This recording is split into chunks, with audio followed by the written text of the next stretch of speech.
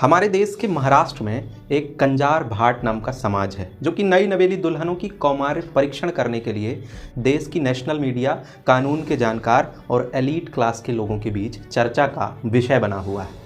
लड़कियों की वर्जिनिटी का टेस्ट देश के केवल महाराष्ट्र में नहीं बल्कि गुजरात, राजस्थान, मध्य प्रदेश और भी ऐसे कई राज्य हैं जहां कुछ विशेष समाज इस कुप्रथा को आज 21वीं सदी में भी चला रही हैं। राजस्थान के सांसी और गुजरात के छारा नाम की समाज में आज भी एक कुप्रथा प्रचलित है। इस प्रकार की समाज में एक पंचायत बनाई जाती है और इस पंचायत को जिम्मा दिया जाता है कि वे लोगों की नई नवेली दुल्हनों की पवित्रता की जांच करें। ये समाज दूल्हे और दुल्हन दोनों से 5-5 हज़ार रुपये लेती है और तैयारी करती है उस नई नवेली दुल्हन की पवित्रता की जांच करने की। अब पंचायत द्वारा की गई तैयारी में आखिर होता क्या है ये भी जान लीजिए। एक सामान्य दंपति की सुहागरात उसके जीवन का सबसे अहम और यादगार पल होता है, लेकिन ये जो समाज हैं जिनमें वर्जिनिटी टेस्ट की कुप्रथा प्रचलित है, उनके लड़के लड़कियों की सुहागरात एक अभिशाप है।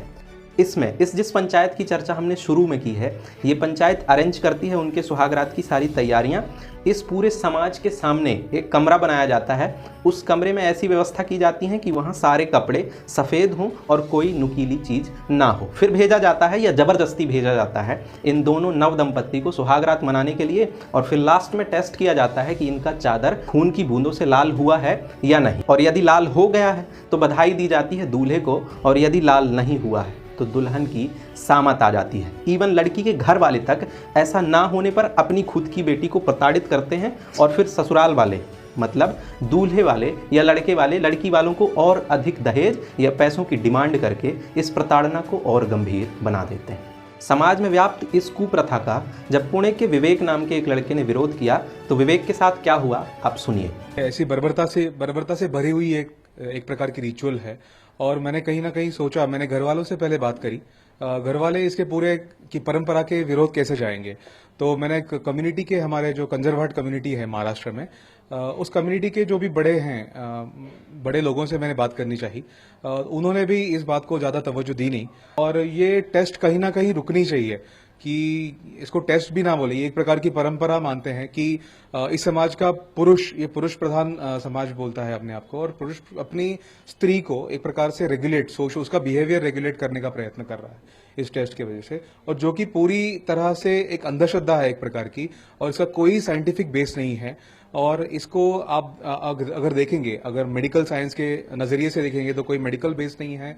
संविधान के तहत से, संविधान के नजरिए से अगर देखेंगे तो ये पूरी तरह से मेरे समानता के अधिकार को कहीं ना कहीं छेद देने वाली बात है। दोस्तों, ये कहानी सिर्फ विवेक की नहीं है बल्कि हमारा देश और बल्कि पूरी दुनिया आज 21वीं सदी में जीने के बावजूद भी इस कुप्रथा से या इस वर्जिनिटी की गंदी मानसिकता से आज भी ग्रसित है। और इसी प्रताड़ना से बचने के लिए लड़कियों को आज अपनी वर्जिनिटी रिस्टोर करने के लिए हाइमेनोप्लास्टी जैसी सर्जरी का सहारा लेना पड़ रहा है। आइए अब विस्तार से और आसान भाषा में जानते हैं कि ये वर्जिनिटी क्या है और हाइमेनोप्लास्टी क्या है। दोस्तों, यदि आपने इस वीडियो को धोखे से स्क्रॉल कर लिया है और आप ऐसे वीडियोस देखना या इस टॉपिक पर बात करना पसंद नहीं करते तो आप यहीं से इस वीडियो को छोड़कर चले जाइए। लेकिन यदि आप चाहते हैं कि ऐसे मुद्दों पर बात होनी चाहिए, हम सब सहजता से इन मुद्दों पर बात करें, जानें, इनके वैज्ञानिक पक्ष भी, और लड़के और लड़कियों के दोनों की सम्मान की यदि रक्षा करना चाहते हैं तो इस वीडियो को लास्ट तक देखिएगा। मैं विश्वास के साथ कह रहा हूँ कि आपकी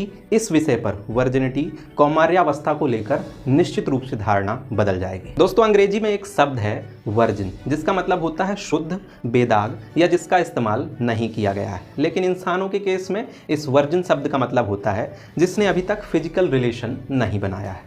इंडिया ही नहीं बल्कि पूरी दुनिया में लड़कियों की वर्जिनिटी और हाइमेन ब्रेक को बहुत तवज्जो दी जाती है। दोस्तों, आइए अब जान लेते हैं कि लड़कियों के केस में ये वर्जिनिटी होती क्या है। दोस्तों, वैसे तो यदि असलियत में वर्जिनिटी का मतलब पूछें तो वर्जिनिटी का मतलब होता है जिसने अभी तक फिजिकल रिलेशन नहीं बनाया है। लेकिन पूरी दुनिया में जो मिथ घूम रहा है लड़कियों के केस में वो ये है कि लड़कियों के शरीर में प्राइवेट पार्ट में एक स्किन की पतली हाइमेन या झिल्ली नुमा संरचना होती है जिसका रंग वेजाइना के कलर से एकदम मिलता है, जिसकी वजह से सामान्यतः वह झिल्ली नहीं दिखती है। और लड़कियां यदि कोई हार्ड वर्क करें जैसे दौड़ना, घुड़सवारी करना या तेज तेज सीढ़ियां भी चढ़ती हैं तो इस हाइमेन नाम की झिल्ली के ब्रेक हो जाने के पूरे चांसेस होते हैं। डॉक्टर्स का मानना है कि ये टिश्यू इतना ज़्यादा पतला होता है कि ये केवल इंटीमेशन के दौरान नहीं बल्कि किसी भी हार्ड फिजिकल एक्टिविटी से ब्रेक हो सकता है। एक सर्वे के मुताबिक 48% लड़कियों में हाइमन ब्रेक फिजिकल एक्टिविटी के दौरान ही हो गया, वहीं 0.3% लड़कियों में जन्म से ही ये हाइमन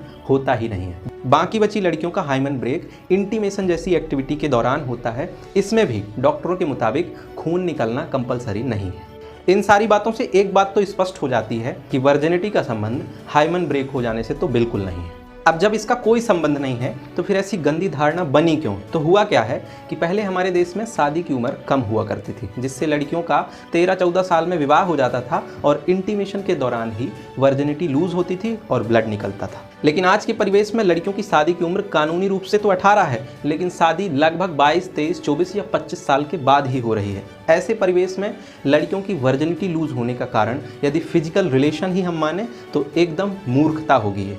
और आपकी इसी मूर्खता से बचने के लिए, अपनी आबरू, अपनी प्रतिष्ठा को बचाने के लिए लड़कियां हाइमेनोप्लास्टी जैसी सर्जरी का सहारा ले रही हैं। आइए अब जान लेते हैं कि हाइमेनोप्लास्टी क्या है, कैसे होती है। तो डॉक्टर्स के अनुसार हाइमेनोप्लास्टी एक सामान्य सर्जिकल प्रोसेस है जो कि कुल मिला के सिर्फ आधे दिन की प्रक्रिया है, जिसमें लड़की को बिना बेहोश किए हुए सर्जिकल प्रोसेस के माध्यम से ब्रेक हुई हाइमन को फिर से रिस्टोर कर दिया जाता है। और इसमें कुल समय लगभग आधे से 1 घंटे का लगता है। एक सामान्य प्रोसेस है। इस प्रोसेस को करवाना बहुत कठिन नहीं है, लेकिन सवाल ये है कि आखिर ये प्रोसेस, ये सर्जरी कराई क्यों जाए? क्यों लड़कियों का ही जरूरी है इस परीक्षा को देना? लड़कों से कोई ऐसे सवाल आखिर क्यों नहीं पूछता?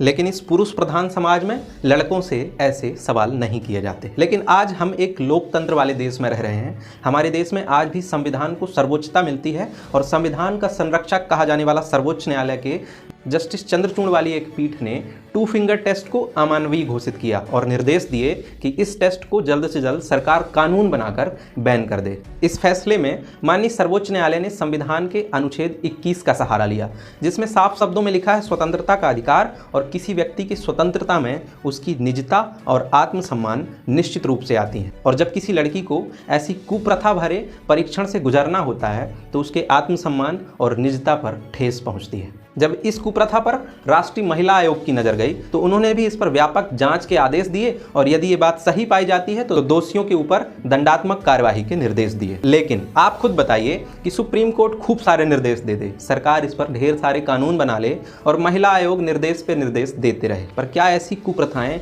सरकार के निर्देश से पूरी तरह से खत्म हो पाएंगी? बिल्कुल नहीं। ऐसी कुप्रथाएं तभी खत्म होंगी जब मैं, आप और समाज का प्रत्येक व्यक्ति अपनी मानसिकता को थोड़ी ऊंची रखे और इस वास्तविकता को, जो कि वैज्ञानिक और पूर्णतः यथार्थ है, उसे समझे कि ये वर्जिनिटी सिर्फ एक मिथ है। ये वर्जिनिटी केवल शारीरिक संबंध बनाने से नहीं लूज होती है, बल्कि लड़की के किसी भी हार्ड वर्क से लूज हो जाती है। और यदि वर्जिनिटी लूज भी हो गई है तो क्या पति पत्नी का संबंध केवल वर्जिनिटी से है? हमारा पार्टनर हमारे लिए अनमोल होता है। सबसे ज़्यादा जरूरी है कि हम अपने साथी का सम्मान करें, उसके आत्मसम्मान की रक्षा करने की कोशिश करें, जिससे वैवाहिक जीवन सफलता से और सरलता से व्यतीत होगा। आपको हमारा ये वीडियो कैसा लगा आप कमेंट में ज़रूर बताइएगा। इस वीडियो को ऐसे लोगों के साथ शेयर करिएगा जिसे इस बारे में जानना निहायत जरूरी है। यदि अच्छा लगा हो तभी लाइक करिएगा और ऐसे और वीडियोस देखने के लिए हमारे चैनल को सब्सक्राइब कर लीजिएगा। अब हम मिलेंगे नेक्स्ट वीडियो में, तब तक स्वस्थ रहिए, मस्त रहिए। शुक्रिया। जय हिंद, जय भारत।